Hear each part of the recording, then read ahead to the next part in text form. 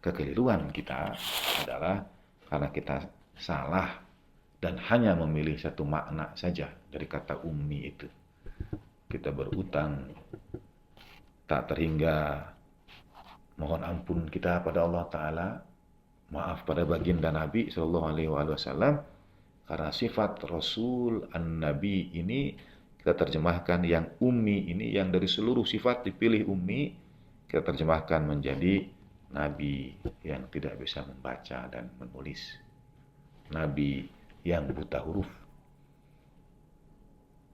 Sepenuh permohonan ampun kita kehadirat Allah Ta'ala. Al-Ummi adalah sifat yang Allah Ta'ala nisbatkan pada Ar-Rasulan Nabiyya, sang Rasul, sang Nabi, yang Nabi. Lalu setelah seluruh kemuliaan, sifat yang mewakili bagian Nabi ini adalah Al-Ummi, buta huruf. Sebagian berusaha membela kalau buta huruf itu artinya bagian Nabi Shallallahu Alaihi tidak belajar membaca dan menulis. Mesti cari padanan yang lebih tepat. Tidak ada yang mengajari beliau membaca dan menulis. Allamahu syadidul quwa. Allah Ta'ala lah yang mengajari langsung baginda Nabi Shallallahu Alaihi Wasallam. Kalau begitu jangan terjemahkan buta huruf. Jangan terjemahkan tidak bisa membaca dan menulis. Karena itu akan didukung dengan dalam metode abduktif tarikh misalnya. Kita akan melihat bagaimana dalam beberapa kesempatan bagian Nabi dibantu menulis, dalam menandatangani perjanjian, dibacakan, dan lain sebagainya. Itu perlu mencari jalan tengah. Tapi dalam perspektif daqaik, kata ummi tidak boleh hanya dipilih satu saja maknanya. Ada berapa makna?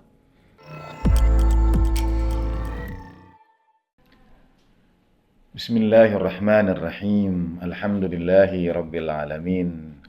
Wassalatu wassalamu ala asyrafil anbiya'i wal mursalin. Sayyidina wa maulana wa habibi ilahil alamin. Alladhi sumiya fis sama'i bi Ahmad wa fil ardi bi Abil Qasimil Mustafa Muhammad. Wa ahli baitihi at-tayyibin at-tahirin la siyama baqiyatillahi fil ardin arwahuna wa arwahul alamin liturabi maqdamihil fida wa sayyidatina Fatimah az-Zahra wa maulatina Khadijah al-Kubra wa jami'i ahli baitin nubuwah wa ma'dinir risalah wa anbiya'illahi wa rusulihi wa malaikatihi was-siddiqin wa syuhada'i was-salihin wa hasuna ulaika rafiqa. Assalamu alayka ayyuhan nabiyyu wa rahmatullahi wa barakatuh. Assalamu alayna wa ala ibadillahi salihin. Assalamu alaikum warahmatullahi wabarakatuh. Asyhadu an la ilaha illallah wahdahu la syarika lah wa asyhadu anna sayyidana wa maulana Muhammadan abduhu wa rasuluh. Allahumma shalli ala sayyidina Muhammad wa ali sayyidina Muhammad wa ajil farajahum syarif warzuqna fid dunya ziyaratahum wa fil akhirati syafa'atuh. Alhamdulillahirabbil alamin. Pada keberkahan bulan suci Ramadan, bulan turunnya Al-Quran, ikhtiar kita mengambil keberkahan dengan mempelajari ayat-ayat Allah Subhanahu wa Ta'ala, teriring salam salawat pada baginda Nabi besar Rasulullah Muhammad sallallahu alaihi wasallam. Kita lanjutkan bahasan surah Al-Qari'ah. A'udzubillahi minasyaitonirrajim. Bismillahirrahmanirrahim. Al-Qari'ah, mal-Qari'ah, wa ma adraka mal-Qari'ah. Yawma yakunun nasu kal-farashil mabthuth, wa takunul jibalu kalahnil manfush. Fa amma man thaqulat mawazinuhu fahuwa fi 'ishatir radiyah. Wa amma man khaffat mawazinuhu fa ummuhu hawiyah. Wa ma adraka ma hiya narun hamiyah. Sadaqallahul maulana al-aliyyul azim wa sadaqa rasuluhun nabiyyul karim wa nahnu minasyahidin wasyakirin. Kita sampai pada bahasan ayat ke-8, 9, 10 dan 11, yaitu a'udzubillahi minasyaitonir rajim wa amma man khaffat mawazinuhu fa ummuhu hawiyah. Dan barang siapa yang ringan timbangannya, maka tempat kembalinya adalah neraka hawiyah. Nah, pada kajian sebelumnya kita membahas pertama Allah Ta'ala menggunakan kata mawazin. Bukan hanya mizan kalau satu. Mawazin merupakan timbangan-timbangan. Bahwa ada banyak timbangan pengadilan ilahi itu. Dan dalam bahasan timbangan itu kita maknai dengan riwayat-riwayat pada kajian sebelumnya bahwa timbangan yang dimaksud adalah hak-hak yang mesti kita tunaikan. Ketika kita ditimbang dalam tanda petik, diadili di pengadilan Allah Subhanahu wa taala sebetulnya adalah untuk menjawab apakah kita sudah menunaikan hak kita.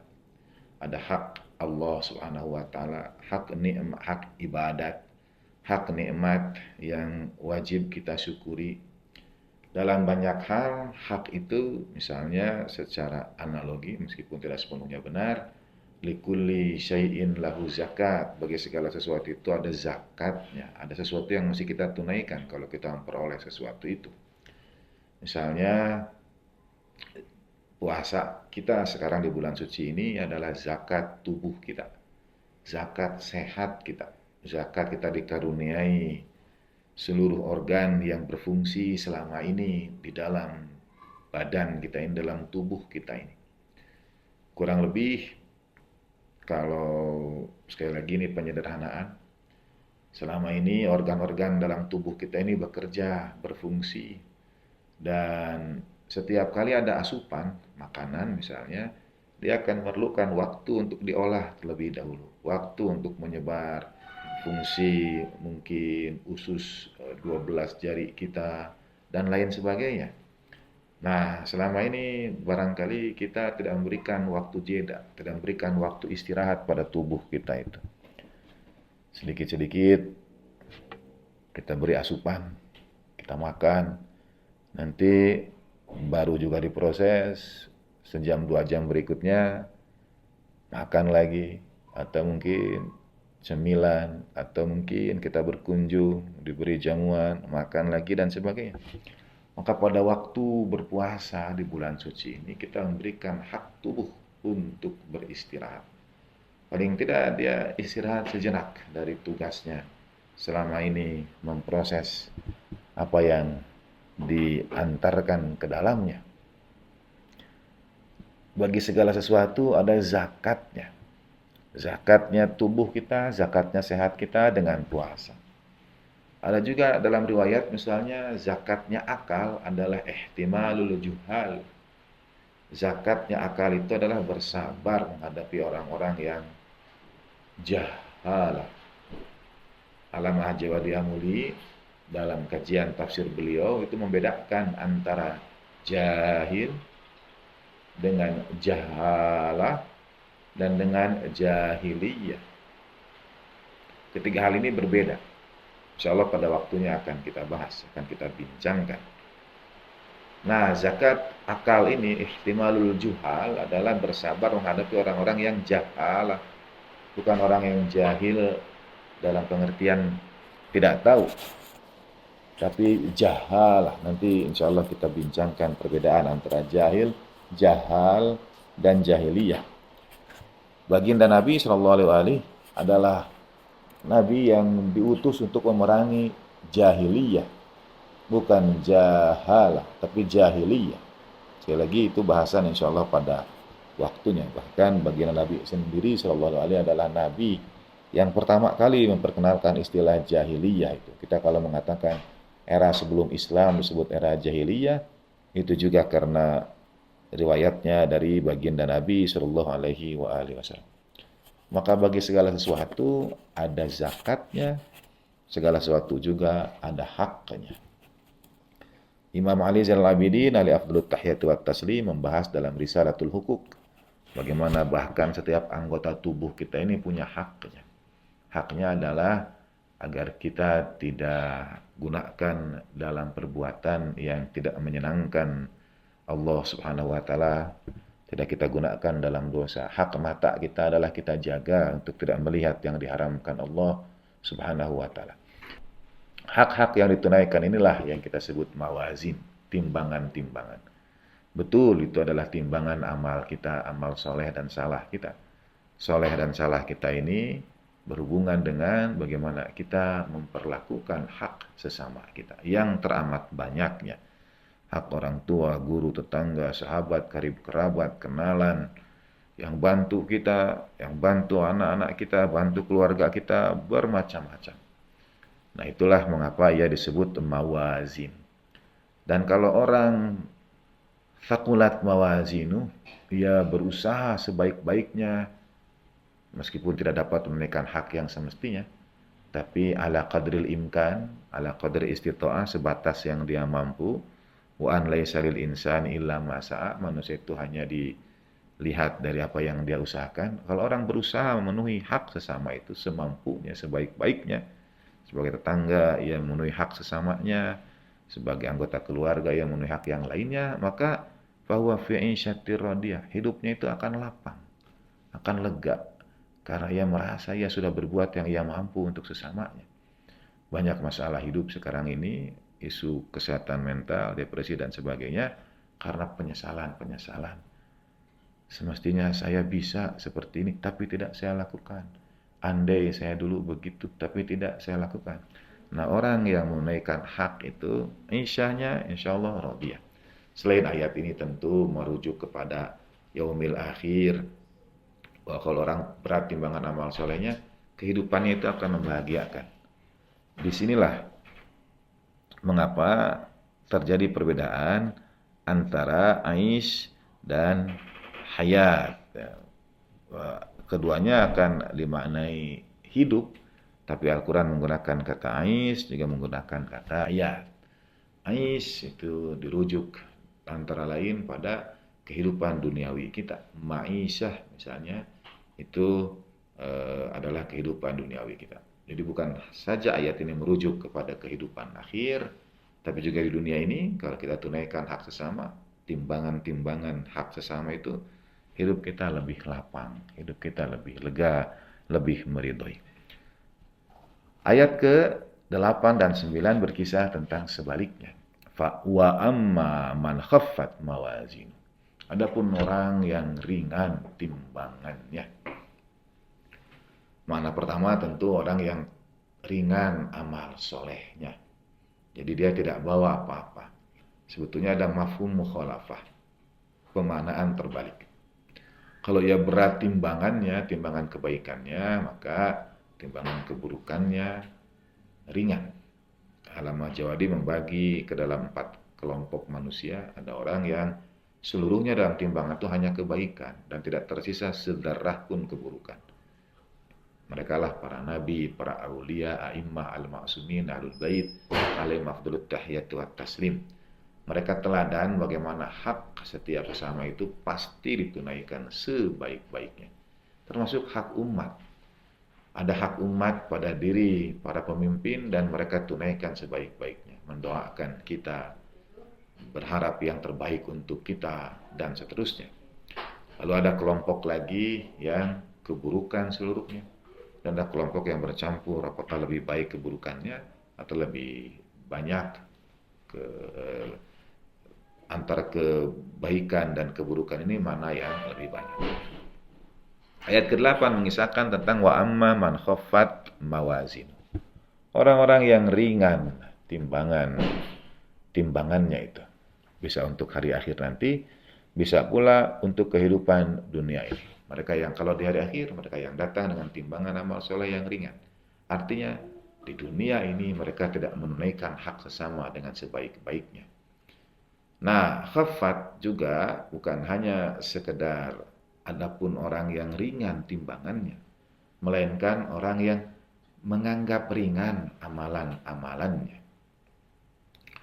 Misalnya dalam sebuah riwayat dari Sayyidina Ali bin Abi Thalib karramallahu wajhahu wa alaihi afdalut tahiyatu wat taslim, inna akbarudz dzunub atau atqaludz dzunub, sesungguhnya dosa yang paling besar itu, yang paling berat itu adalah man istakhaffa bihi sahibuhu, yang dianggap ringan oleh pelakunya. Ah, dosa kecil ini, ah tidak apa-apa, sesekali, ah Tuhan Maha Pemaaf, Maha Pengampun, Maha Penerima taubat, mungkin masih ada waktu, nanti saja. Nah, dosa yang paling besar, yang paling ringan menurut Sayyidina Ali bin Abi Thalib karramallahu wajhah justru adalah dosa yang dianggap ringan oleh pelakunya. Man istakhaffa bihi sahibuhu.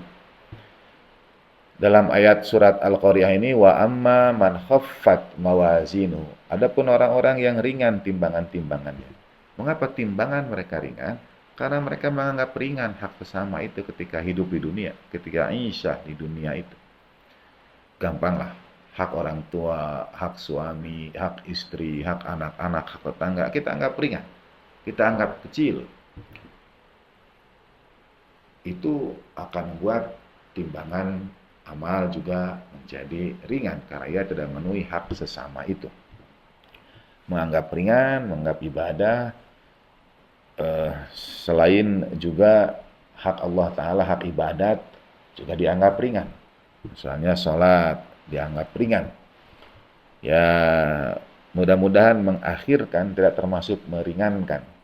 Tapi tentu kita selalu dan insya Allah kita berusaha sholat pada awal waktu yang tersedia, pada awal waktu yang kita bisa. Mudah-mudahan tidak termasuk, ya walaupun mungkin sangat mungkin iya, orang yang menunda-nunda, mengakhirkan termasuk yang menganggap ringan ibadah, menganggap enteng ibadah. Ya termasuk kepada wa amma man khaffat mawazinu. Ada hak Tuhan dari peribadatan yang kita lakukan. Hak syukur nikmat, misalnya berbagi dalam setiap bagian kita itu, setiap rezeki kita itu wa mimma razaqnahum yunfikun. Pada setiap apa yang Allah Ta'ala karuniakan pada kita rezeki, ada yang kita infakkan. Selama ini misalnya bagian dari menganggap ringan, kalau kita hanya merasa rezeki itu berupa materi, jadi yang kita infakkan harta yang kita terima, gaji yang kita terima, ya. Padahal semua yang Allah Ta'ala karuniakan, di situ ada infaknya. Sehat tubuh kita, ada infaknya. Kita khidmat pada sesama, melelahkan tubuh kita, itu infak, rezeki sehat kita. Kita dapat ilmu, infaknya dengan berbagi, infaknya dengan mengajarkan kembali. Setiap karunia Tuhan itu ada infaknya. Termasuk dalam riwayat, misalnya kalau kita punya rumah, infak rumah itu adalah menjadikannya diberkati dengan mengundang, dengan bermajelis, dengan mengaji, menjadikan rumah kita itu rumah orang berkunjung, bertamu, itu hak kita punya rumah, atau itu bagian dari syukur kita. Kalau kita punya rumah itu, punya tempat tinggal, kita gunakan untuk amalan-amalan, kegiatan-kegiatan yang mendekatkan kita dengan keridhaan Allah Ta'ala. Itu hak kita punya rumah, hak kita punya kendaraan. Bukan hanya kita gunakan untuk kepentingan pribadi, keluarga, tapi juga membantu orang lain. Itu hak-hak wa mimma razaqnahum yunfikun. Kalau kita memandang rendah itu, atau memandang ringan, menganggap enteng itu semua, wa amma man khaffat mawazinu, akan ringan timbangan kita itu. Kita punya keluarga juga, anak-anak, suami, istri, ada wa mimma razaqnahum yunfikun, mengajaknya ke majelis, mengajaknya ikut serta dalam kegiatan, berpartisipasi dalam berkhidmat, dan seterusnya. Kalau kita anggap ringan, maka fa ummuhu hawiyah. Maka ujung-ujungnya adalah neraka hawiyah. Menarik, neraka kadang punya nama, surga juga punya nama, tetapi dalam pendapat saya setiap penamaan surga itu bukan quote-unquote suka-suka Tuhan, tidak. Setiap nama itu pasti ada maknanya. Orang tua memberi nama anak juga ada maknanya. Apalagi Tuhan Allah Subhanahu wa Ta'ala ketika mensifatkan misalnya nama neraka, nama surga, pasti ada rahasianya. Misalnya Jannatul Firdaus, mengapa disebut Firdaus? Jannatul Naim, mengapa disebut Naim? Jannatul Ma'wa, dan lain sebagainya. Ya. Nah, demikian pula neraka. Ada naru jahannam, ada narul jahim, ada naru fa ummuhu hawiyah. Nah, ini tentu ada rahasia di balik itu semua. Sebelum pada dan wama adraka ma hiya, tahukah engkau apa dia? Apa hawiyah itu? Narun hamiyah, api yang menyala-nyala. Insyaallah kita akan bahas nanti. Fa ummuhu hawiyah. Kata dalam bahasa Arab punya banyak makna. Sayangnya kadang-kadang kita hanya memilih satu di antara makna itu. Dalam kajian daqaik, kita ingin menyampaikan bahwa satu kata bisa punya banyak makna dalam bahasa Arab dan bukan hak kita untuk hanya memilih satu kata saja dari keragaman makna yang ada. Bukan hak kita. Tidak boleh kita hanya memilih satu kata saja. Itulah kesulitan terjemahan, karenanya diperlukan tafsir.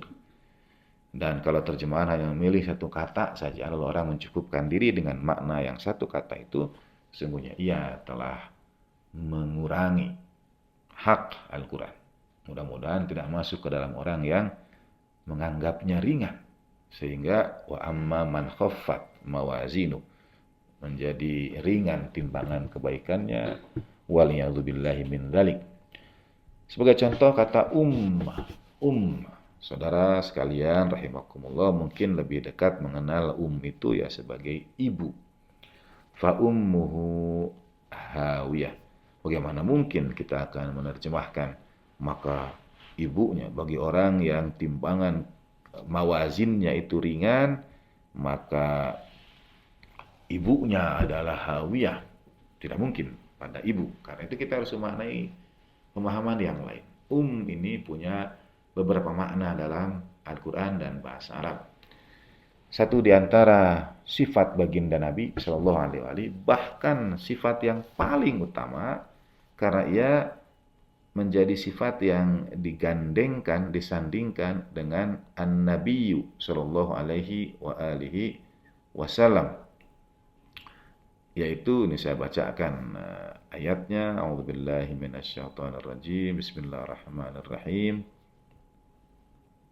Huwallazi ba'atsa fil ummiyina rasulan. Allah Ta'ala telah mengutus nabi di antara yang ummi. Atau misalnya kepada baginda Nabi disifatkan an-nabiyul ummi, nabi yang ummi. Surat Al-A'raf, surat ke-7 ayat 157. A'udzubillahi minasyaitonirrajim. Alladzina yattabi'una ar-rasulan nabiyyal ummi. Orang-orang yang mengikuti. Di sini ini sifat baginda Nabi sallallahu alaihi, bahkan kalau anak-anak sekarang itu mengatakan kuadrat. Karena Allah Ta'ala alladzina yattabi'una ar-rasulan nabiyya. Orang-orang yang mengikuti sang rasul, sang nabi. Jadi bukan hanya disebut ar-rasul, bukan hanya disebut an-nabi, ar-rasulan nabiyya, seorang rasul yang nabi. Dan saudara mungkin tidak akan menemukan di tempat ayat Al-Quran yang lain dua kata ini digandengkan. Ar-rasulan nabiyya hanya ada satu dalam surat Al-A'raf ini. Tidak ada lagi di tempat, di ayat, di surat yang lainnya. Jadi Allah Ta'ala menggunakan seluruh pujian pada dua kata ini, ar-rasulan nabiyya, untuk Rasulullah Shallallahu Alaihi Wasallam, sang Rasul, sang Nabi. Dalam kajian daqaik, saya sangat percaya tidak ada yang redundant dalam Al-Quran. Tidak ada yang berlebihan, tidak ada yang hiperbolis, tidak ada yang mengulang, tidak ada pengulangan tanpa makna. Tidak, setiap kata pasti ada makna dan rahasianya. Bukan sekedar mengulang-ulang seperti orang berbicara saya sekarang mencari sinonim kata dan sebagainya. Tidak, itu pasti ada maknanya. Nah, ar-rasulan nabiyya, an-nabi disifatkan pada ar-rasul. Ini kuadrat-kuadrat berkali-kali lipat penghormatan yang diberikan pada baginda Nabi Shallallahu Alaihi Wasallam. Orang-orang alladzina yattabi'una ar-rasulan nabiyyal ummiyya. Orang-orang yang mengikuti sang Rasul, sang Nabi yang ummi. Dari semua sifat baik, sifat utama baginda Nabi Shallallahu Alaihi Wasallam, pastilah teladan yang pada sosok beliau yang suci terkumpul seluruh sifat baik, seluruhnya, dengan seluruh dan segala kesempurnaannya. Dan yang Allah Ta'ala pilih untuk mensifatkan ar-rasula an-nabiyya, sang Rasul, sang Nabi ini adalah kata ummiyah. Tidak misalnya Nabi yang paling perhatian, Rasul Nabi yang paling perhatian, Rasul, walaupun itu semua benar. Rasul Nabi yang pengasih, penyayang, itu semua benar. Tapi yang digunakan kata ummi. Nah, kekeliruan kita adalah karena kita salah dan hanya memilih satu makna saja dari kata ummi itu. Kita berutang tak terhingga, mohon ampun kita pada Allah Ta'ala, maaf pada baginda Nabi Shallallahu Alaihi Wasallam, karena sifat Rasul an-Nabi ini kita terjemahkan yang ummi ini, yang dari seluruh sifat dipilih ummi, kita terjemahkan menjadi Nabi yang tidak bisa membaca dan menulis, Nabi yang buta huruf. Sepenuh permohonan ampun kita kehadirat Allah Ta'ala. Al-ummi adalah sifat yang Allah Ta'ala nisbatkan pada ar-rasulan nabiyya, sang Rasul, sang Nabi, yang Nabi. Lalu setelah seluruh kemuliaan, sifat yang mewakili bagian Nabi ini adalah al-ummi, buta huruf. Sebagian berusaha membela kalau buta huruf itu artinya bagian Nabi Shallallahu Alaihi tidak belajar membaca dan menulis. Mesti cari padanan yang lebih tepat. Tidak ada yang mengajari beliau membaca dan menulis. Allamahu syadidul quwa. Allah Ta'ala lah yang mengajari langsung baginda Nabi Shallallahu Alaihi Wasallam. Kalau begitu jangan terjemahkan buta huruf. Jangan terjemahkan tidak bisa membaca dan menulis. Karena itu akan didukung dengan dalam metode abduktif tarikh misalnya. Kita akan melihat bagaimana dalam beberapa kesempatan bagian Nabi dibantu menulis, dalam menandatangani perjanjian, dibacakan, dan lain sebagainya. Itu perlu mencari jalan tengah. Tapi dalam perspektif daqaik, kata ummi tidak boleh hanya dipilih satu saja maknanya. Ada berapa makna? Ini untuk memaknai fa'ummuhu hawiyah. Nah, memaknainya buta huruf. Mengapa buta huruf? Karena disebut ummiyin. Dalam ayat yang lain, dialah yang telah mengutus seorang nabi di antara kaum yang ummi. Dianggap bangsa Arab waktu itu buta huruf. Ini beberapa kekeliruan yang secara abduktif ini maksudnya dipadu-padankan dengan keterangan tarikh, hadis, riwayat, dan hal-hal yang berkaitan lainnya tidak berkesesuaian. Mengapa? Satu, dalam Islam misalnya kita meyakini bahwa mukjizat itu Allah Ta'ala turunkan berkenaan dengan tantangan zamannya. Di zaman Nabi Musa alaihissalam yang sedang dianggap mahir, pintar, manggung begitu, adalah ahli-ahli sihir, ahli-ahli tenung. Ya. Nah, karena Nabi Musa dengan mukjizat antara lain tongkat beliau. Di zaman Nabi Isa alaihissalam yang dianggap tantangan zaman adalah penyakit yang menyebar, yang tidak ada obat. Allah Ta'ala turunkan kemudian Nabi Isa alaihissalam dengan mukjizat menyembuhkan penyakit itu. Bahkan satu hal yang tidak mungkin dilakukan oleh dokter manapun, yaitu menghidupkan orang yang sudah meninggal dunia. Bi'idznillah, seizin Allah Ta'ala. Jadi tiap mukjizat pasti sesuai dengan tantangan zamannya. Lalu Allah Ta'ala hadirkan Al-Quranul Karim, bacaan yang teramat mulia itu pada kaum yang buta huruf. Ini secara abduktif, sekali lagi, tidak berkesesuaian. Dia hanya mungkin hadir pada kaum yang punya standar bahasa tertentu sehingga dapat memahami kandungan Al-Quran ini. Ibarat kalau kepada ayam dilemparkan biji mutiara dan biji jagung, mana yang akan diambil oleh ayam itu? Biji jagung.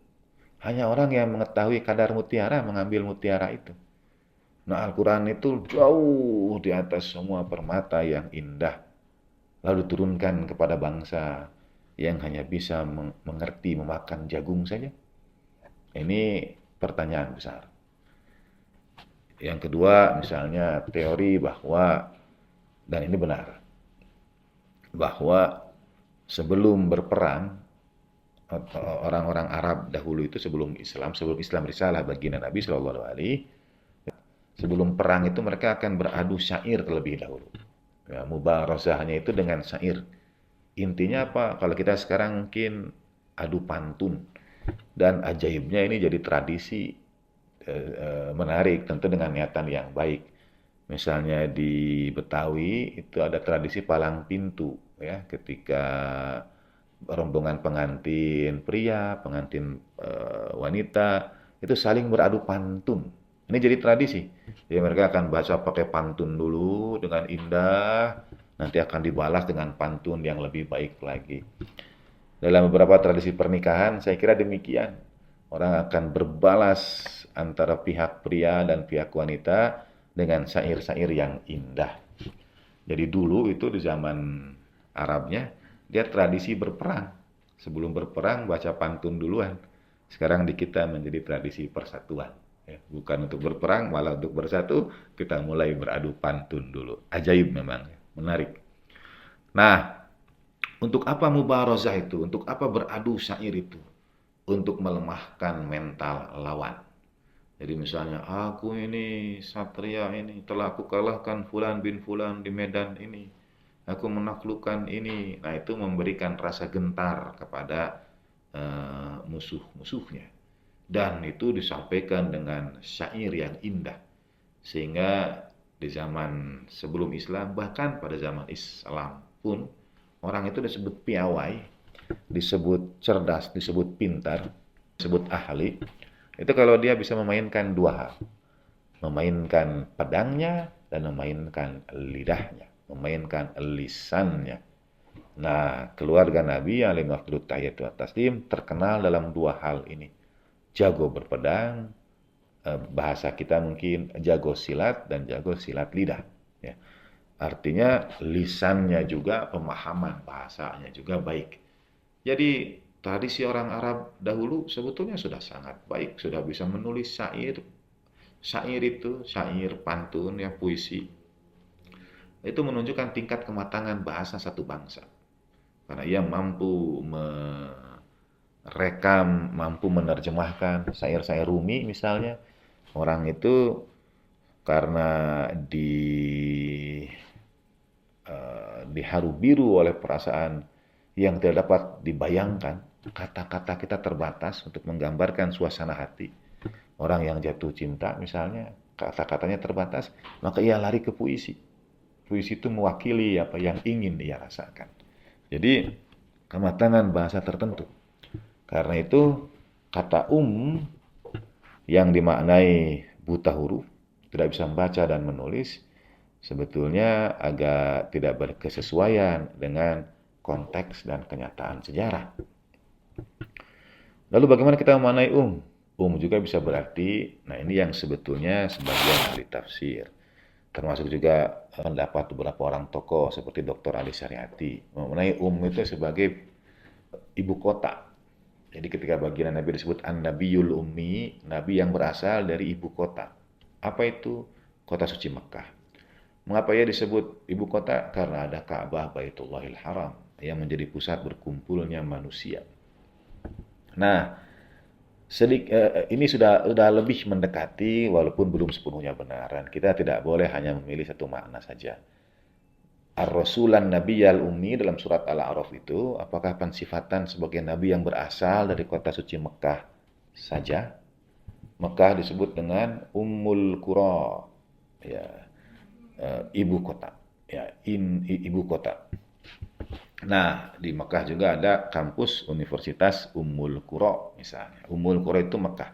Jadi Ar-Rasulan Nabi Al-Ummi adalah Rasul Nabi yang berasal dari Ummul Qura. Fa ummuhu hawiyah apa masuk di situ? Ada lagi makna berikutnya yang berarti induk. Induk atau pusat, ya, induk. Izin saya menganalogikannya dengan sesuatu yang sangat besar sebetulnya, ya. Nah, ini mulai mendekati. Misalnya analoginya, kajian kali ini saya banyak menggunakan kata analogi itu, ya. Padanannya itu kurang lebih begini.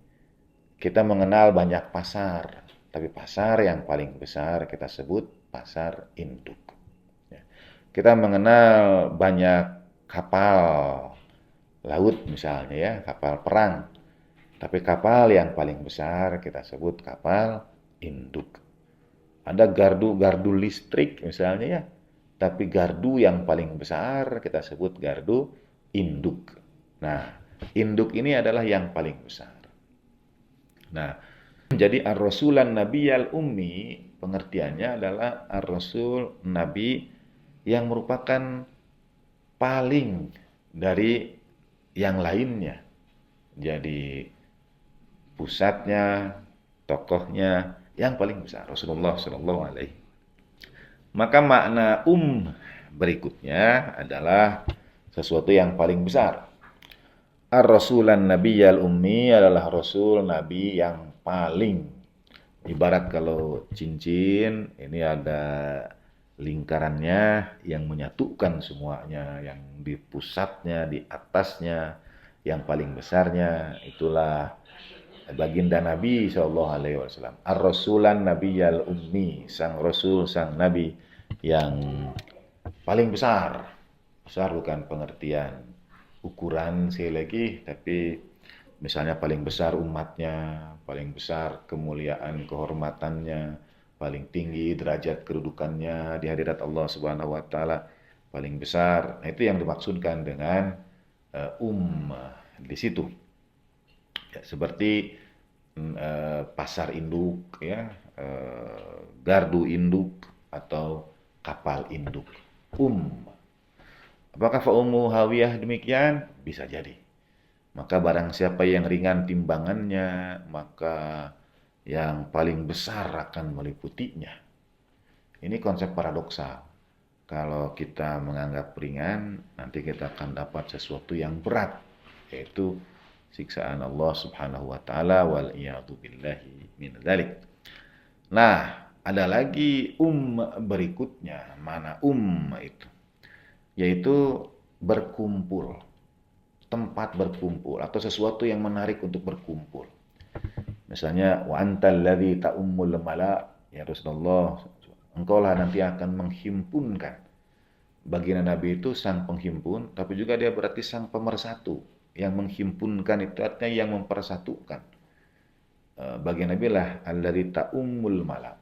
Artinya yang menghimpunkan, yang mempersatukan.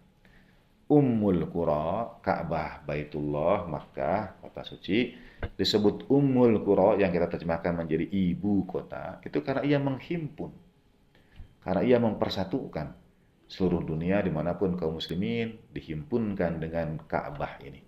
Setiap waktu sholat kita menghadap ke Ka'bah Baitullah. Ketika kita berpulang, wajah kita juga dihadapkan ke Ka'bah Baitullah. Dan setiap tahun panggilan ibadah haji dijawab oleh kaum muslimin berjuta-juta, dipertemukan dari apapun negaranya, apapun suku bangsanya, apapun mazhab dan kelompok pendapatnya. Semua dipertemukan, dihimpunkan, dipersatukan oleh Ummul Qura, oleh ibu kota itu. Nah, fa ummuhu hawiyah apa bisa dengan makna itu? Bisa juga. Maka orang-orang yang ringan timbangannya, dia akan dikumpulkan, dihimpunkan, dipersatukan, digabungkan di neraka hawiyah itu. Akan ditarik ke neraka hawiyah itu. Ta'ummul mala, itu artinya sesuatu yang yang punya potensi daya tarik. Nah, baginda Nabi Shallallahu Alaihi Ar-Rasulan Nabiyal Ummi, karena beliaulah sang penghimpun itu, sang pemersatu itu, yang menggabungkan itu, dan gravitasi teramat besar yang menarik segala sesuatu. Ar-Rasulan Nabiyal Ummi, maknanya jauh lebih dalam dari Nabi yang buta huruf. Nah, dan juga berarti ibu. Artinya ibu. Ummi juga bisa bermakna seseorang atau dia yang bersifat keibuan. Disinilah terhimpun segala kebaikan itu. Yang pengasih, yang penyayang, yang mendahulukan yang lain, yang lebih memperhatikan sesama dari dirinya sendiri, yang menanggung derita untuk kebahagiaan orang lain. Itu ibu. Ar-Rasulan Nabiyal Ummi bermakna orang yang bersifat keibuan. Ya, segala sifat baik keibuan, kelemah lembutan, kasih sayang bagian Nabi Shallallahu Alaihi paling sempurna di atas itu semua. Ar-Rasulan Nabiyal Ummi. Sekarang kita himpun semua makna ummi itu. Baginda Nabi sebagai Ar-Rasulan Nabiyal Ummi adalah Nabi yang menghimpun, mempersatukan, menjadi daya tarik, yang mempertemukan, yang pengasih, yang penyayang, yang lemah lembut, yang menjadi induk dari segala sesuatu, tempat berhimpun. Inilah yang kemudian diambil seorang ibu dalam analogi, sekali lagi saya gunakan analogi yang sederhana, seorang ibu selalu menjadi tempat kembali anak-anaknya. Itu pengertian tempat kembali. Baginda Nabi Ar-Rasulan Nabiyal Ummi adalah baginda Nabi SAW yang selalu dapat menjadi tempat kembali, sosok untuk ditemui bagi siapa saja, di mana saja, dan kapan saja. Karena itu Allah Ta'ala sifatkan pilihan sifat untuk Ar-Rasulan Nabi itu Al-Ummi. Sebagaimana dekatnya engkau dengan ibumu, lebih dekat lagi baginda Nabi kepadamu. Sebagaimana engkau merindukan ibumu, kerinduan yang lebih besar lagi ditujukan untuk Ar-Rasul An-Nabi. Beliaulah tempat kembali. Dengan segala hal yang ada dalam hidup kita itu, kembali kita itu pada Ar-Rasulan Nabiyal Ummi. Di situ dihimpun. Beliaulah yang paling utama, yang paling mulia, yang paling besar, dan seterusnya. Nah, Allahumma shalli ala sayyidina Muhammad wa alaihi wasallam. Lalu bagaimana kita maknai fa ummuhu hawiyah? Maka tempat kembalinya adalah neraka hawiyah. Di satu sisi ini neraka, siksaan. Tapi yang digunakan kata yang punya sifat tadi itu. Mungkin secara sederhana hanya maka tempat kembalinya adalah neraka hawiyah. Tempat kembalinya neraka hawiyah. Bisa dimaknai satu, yang menariknya. Orang yang khaffat mawazinu, yang menganggap ringan, menganggap enteng hak sesamanya, akan ditarik oleh neraka hawiyah ini. Ada gravitasi yang sangat kuat. Fa'ummuhu hawiyah, yaitu neraka hawiyah. Dalam terjemahan kadang tidak dibahas apa itu hawiyah. Lalu wa ma adraka ma hiyah, hanya disebut saja ini nama neraka. Wa ma adraka ma hiyah, dan tahukah engkau apa neraka hawiyah itu? Narun hamiyah, api yang sangat panas. Nah ini pertama ada hawiyah yang mesti dijelaskan. Lalu wama adraka ma hiyah. Mengapa Allah Ta'ala menggunakan seperti pernah kita bahas pada wama adraka ma lailatul qadar. Kita ini bukan Tuhan bertanya, bukan pula retoris, tapi menunjukkan sesuatu yang kita tidak akan pernah sampai kemampuan indrawi, kemampuan kita untuk memahami apa hakikat sesuatu itu. Seperti neraka hawiyah, kita tidak akan pernah sampai. Wa ma adraka ma hiya. Tidak akan sampai. Allah Ta'ala kemudian seakan-akan menyederhanakannya, narun hamiyah, api yang sangat panas. Menurut Alamah Jawadi Amuli, sebetulnya api yang sangat panas ini, narun hamiyah ini adalah api yang menyala-nyala. Kullama khabat zidnahum sa'ira. Atau misalnya syajaratun takhruju fi aslil jahim, adalah pohon yang menjadi asal dari neraka itu. Jadi mungkin perbahasan khusus ya, dasar dari segala dasar. Dia asalnya dari neraka itu. Dan setiap kali ditambahkan sesuatu kepadanya, ia makin membesar, makin menyala.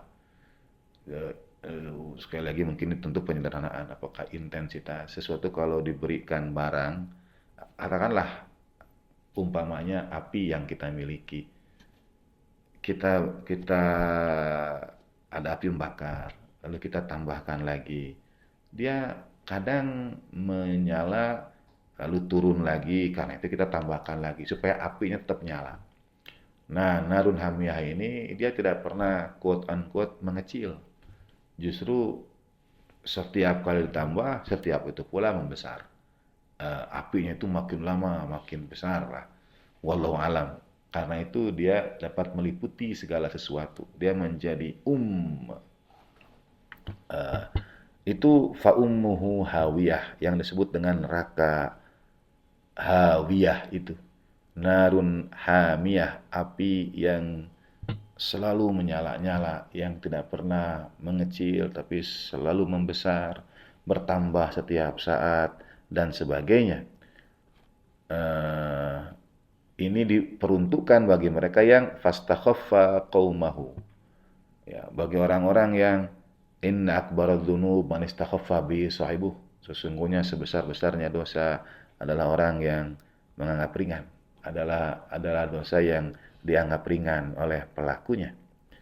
Nah, pada saat yang sama, Alamah Jawadi Amuli kemudian menyampaikan bagaimana ada orang-orang, ada sosok-sosok, ada misalnya kalau dia ditarik oleh gravitasi sebesar itu, oleh fa'ummuhu hawiyah itu, apakah masih ada jalan keselamatan?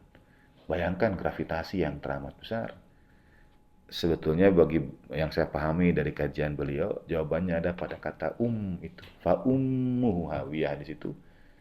Di situ ada arah yang akan dituju oleh orang-orang yang ringan timbangannya. Tapi pada saat yang sama juga ada jalan kembali. Ada jalan keluar. Ada jalan menuju keselamatan. Karena insya bukan hanya nanti, tapi sebetulnya lebih pada sekarang ini. Dunia ini yang masih memberikan pada kita kesempatan. Dan siapakah jalan kembali itu, atau apakah jalan kembali itu? Adalah ar-rasulan nabiyal ummi. Sang Rasul, sang Nabi yang itu. Yang menjadi tempat kembali siapapun itu. Beliau misalnya memadankannya dengan kisah tentang seseorang orang soleh yang disampaikan kepadanya, diriwayatkan dalam Ilalus Syara'i juz 2 halaman 394. Qif tasfa'lin nas, berhenti dulu. Ini kalau kita hubungkan dengan bahasan dari dalam surat Az-Zumar, ketika orang bertakwa itu dipaksa masuk surga, dalam tanda petik didorong-dorong masuk surga, karena ada tahapan-tahapan di perjalanan akhirat itu. Ketika orang bertakwa itu memang dihentikan oleh para malaikat di alam keabadian itu. Qif, berhenti dulu, tunggu dulu, stop, gitu. Untuk apa? Tasfa' linnas. Engkau berikan syafaat pada manusia. Jadi ada orang-orang soleh yang Allah Ta'ala izinkan, jangan masuk surga dulu. Tapi beri syafaat dulu kepada yang lain-lain itu. Kata Allamah Jodi Amuli, beliau menghubungkannya misalnya dengan mudah-mudahan kalau kita membaca karya para ulama yang Allah Ta'ala izinkan itu, Allah Ta'ala seakan-akan melalui para malaikat, wahai para ulama, ini bahasa saya saja bebasnya. Kalian jangan masuk surga dulu, kalian ini masuk surga karena ilmu kalian itu diamalkan. Kalian itu masuk surga karena buku kalian itu dibaca oleh orang-orang setelah kalian. Di daras, dikaji di pesantren-pesantren, di madrasah, di masjid bertahun-tahun. Karena amalan mereka membaca buku kalian itulah kalian sekarang masuk surga, diizinkan masuk surga. Qif tasfa'linas, berhenti dulu, beri syafaat mereka semuanya. Beri syafaat yang baca buku kalian itu, beri syafaat yang mengaji kalian itu, yang belajar dari kalian itu. Sekali lagi ini saya pakai bahasa bebas ya, pemaknaannya yang kita ambil.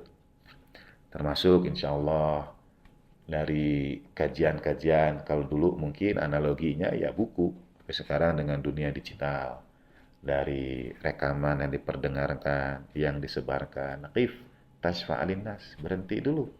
Kalian ini masuk surga karena banyak orang dapat manfaat dari apa yang sudah kalian lakukan, kalian upayakan. Tasfa'alin nas, beri syafaat dulu kepada mereka semuanya. Itu bahasa Allamah Jawadi Amuli. Sehingga beliau sangat menganjurkan kita sebanyak mungkin intisab pada ulama ya. Kaji buku, baca buku, belajar dari banyak ulama. Selain perkaya wawasan, menambah khazanah pemikiran, ilmu, perbedaan pendapat dan sebagainya. Ya kita beruntung kalau di hari akhir banyak ulama yang qif tasfa'alin nas, berhenti dulu beri syafaat mereka karena buku-bukunya itu atau ilmunya itu jariyah mengalir terus kita pelajari. Beliau juga Allamah Jawadi juga menyarankan menganjurkan agar kita sering-sering ziarah para ulama, ziarah orang-orang soleh supaya masuk ke bagian ini qif tasfa'alin nas. Tunggu dulu, berhenti dulu, beri syafaat dulu pada manusia. Nah, itu riwayat dalam Ilalus Syar'i.